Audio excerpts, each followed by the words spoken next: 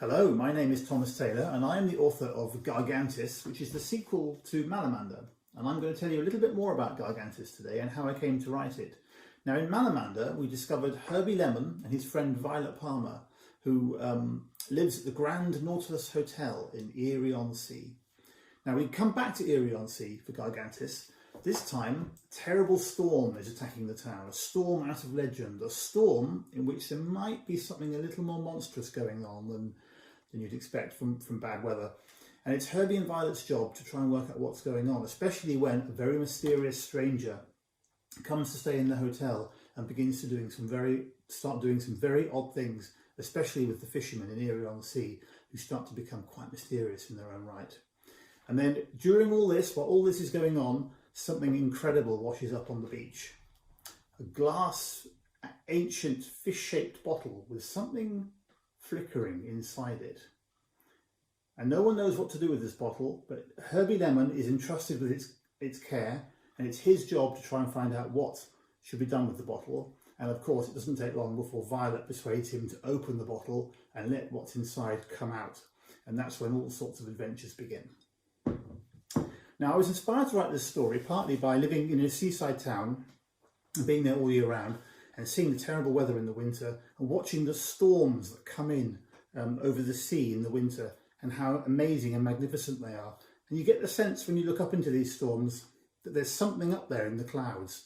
There isn't, of course, I'm sure, but it almost feels like there is something big, something moving around, something that makes all that sound, all that noise. And to see the little boats bobbing around and see how small and fragile they are beneath that great cloud and great storm is really inspirational and exciting. And I really wanted to make that the backdrop of my story. And now I'm going to read chapter 1 from Gargantis. Chapter 1, Deep Hood. If there's one thing hotels have a lot of, it's strangers. Hotels are kind of in the stranger business after all. But no hotel in the world puts the strange in stranger quite like the Grand Nautilus Hotel. Take this guy, for example, the one who's just come in from the storm, the one walking across the empty marble floor of the lobby. See him? The one whose face is hidden by the enormous hood of a long wax coat streaming with rainwater. He doesn't even pull his hood back to talk to the receptionist, and his luggage, a metal-bound wooden box clutched in one gloved hand, doesn't leave his side for a moment. Who is he? What's his story? What's in the box? Of course, we'll probably never know. And that's fine. People are entitled to their privacy. Privacy is something else hotels have a lot of. Besides, there's something sinister about this man, something threatening that makes me not want to know, to be honest. I'll be quite happy once he's up in his room doing whatever dark and secret things he's come here to do, far away from me. He takes his key and steps away from the reception desk and starts walking in my direction. I sit up and adjust my cap. "May I help you, sir?" I say, as the man in the overlong coat stops before the desk of my little cubbyhole. I look up and see nothing but darkness in that drooping hood. My cap starts to slip down the back of my head, so I straighten it. "Herbert Lemon," a voice comes from inside the hood, and I flinch. There's an unnatural edge to that voice that makes my skin crawl. "That's right, sir," I reply. "I'm Herbie Lemon, Lost-and-Foundery at the Grand Nautilus Hotel, at your service. Have you lost something?" There's a sudden cack-a-boom as a clap of thunder gallops around the town outside. The flash of lightning that rides with it only serves to highlight the darkness in the man's hood. The wind flings rain against the window panes and the hotel lamps flicker. The man remains motionless, dripping rainwater on my counter. "Umbrella, perhaps?" I suggest. A glance at the metal-bound box in the man's hand. There's barely enough room for a change of underpants in a thing like that. Or luggage, maybe? My voice is almost a squeak now. The man leans in, his hood nearly closing over my head. My nostrils fill with the stink of wet coat and fishy breath. "Do not ask what I have lost, Herbert Lemon," comes the man's voice, sounding as if each word is made with a great deal of effort. "Ask what I have found." And that's when there's another crash of thunder and the hotel's lights go out. Now I know what you're thinking. Yes, you, sitting there, safe at home, staring into your book with big bug eyes, waiting for something horrible to happen to me. You're thinking that I'm going to freak out about now, and I admit I am considering it. But you don't get to be lost and found at the Grand Nautilus Hotel without learning how to be a professional. So okay, yes, maybe I'm not the bravest mouse in the basket, but I am in my place, behind my polished desk, master of my own little world of lost property and shiny buttons. And that's why, when the lights come back on, I'm still sitting exactly where I was, clutching my Lost and Founder's cap with both hands and blinking at empty space. Because, of course, the man with the deep hood has gone. Well, since I began writing my Eerie-on-Sea books, I've been collecting quite a few things which I keep in my cabinet of Eerie-on-Sea, which I have here behind me.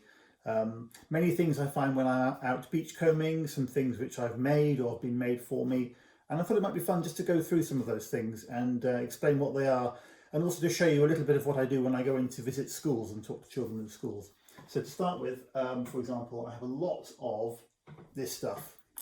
I'm sure you can probably guess what that is at home, but if you can't, I'll tell you, this is sea glass. This is glass that's formed from broken bottles from many years ago, rolled in the tide year after year until it becomes these glass pebbles. And as you can see, they're very beautiful. Probably can't see so well in this light, but that's what that is. It's just a pebble of glass. But you know, there's a legend they tell about sea glass. They say it's not glass at all, but the petrified tears of mermaids. I think it's a rather special story, and you wonder why, how did that happen, what was the mermaid weeping about, and how did the tears become frozen. Something else I collect are these. You can see what those are? I'm sure you can guess. These are shells. Shells of a creature called the saddle oyster. A very humble creature, doesn't live very long, and it leaves these shells on the beach, a little bit like some natural rubbish, if you like, a little bit like the broken bottle, but this is the byproduct of a small creature. But when I find them, you see they're slightly pearlescent and beautiful. I think, what could these be in a story? What could these be if I was writing a story about them? And I think that these are the scales of a sea monster, maybe even the scales of a malamander. What else have we got now? This here is quite special. I made this myself. This is a Jenny Hanover. Now, if you're not too sure what that is, if you're feeling brave enough, you could type Jenny Hanover into Google, look at Google Images, and you'll see some monsters. And you can actually buy them. They're antique monsters. They are, you'll find out what they are when you have a look. But rather than try and buy one, I've made my own. But years ago, sailors would go out to sea and they would catch a skate or a ray, it's a kind of fish, and they would cut up the skate or ray in a certain way and dry it in the sun. And as it dried, it kind of shriveled up and became this horrible little kind of mer creature, which they would bring back to land and then sell to gullible people and say, look, a real sea monster. And I've always been quite fascinated by them, but I don't really want to own a real one because they're quite gruesome. So I've made this paper one of my own, made of paper and nightmares.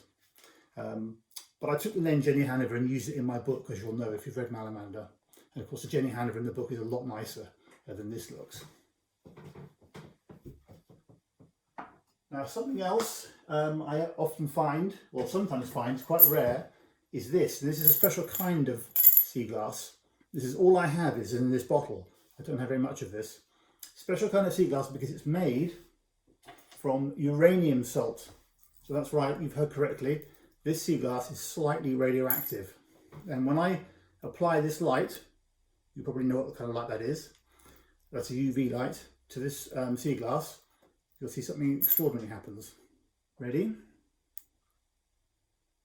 If you can see, I'm not sure you can see that well, it glows in a kind of magical and strange way. And hopefully you can see how finding something on the beach that glows like this is very inspirational if you're writing a story about a magical egg that grants wishes.